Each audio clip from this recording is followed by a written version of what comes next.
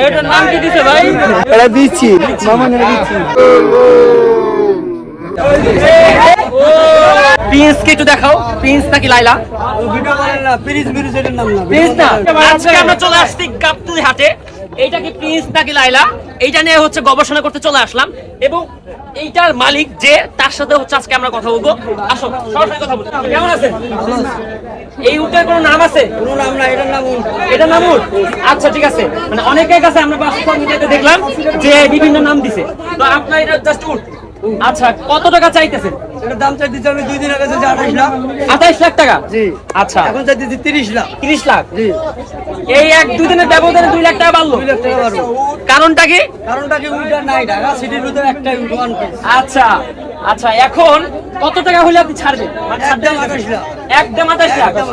একদম 28 লাখের কম বেশি উনি ছাড়বেন না, তাই তো? আচ্ছা, কেউ যদি এই উটটা কিনতে চান, এটার লোকেশনটা হচ্ছে গাবতলী বড়ুয়াহাটে। কোথা দিবে?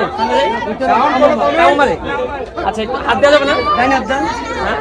ডাইনার দিতে হবে। আমার দিবেন কি? একটা ভিডিওতে দেখলাম কিন্তু কামড় দিছে। আপনি ডাইনার লাগান, কামড় দিবেন। কামড় দিবে না?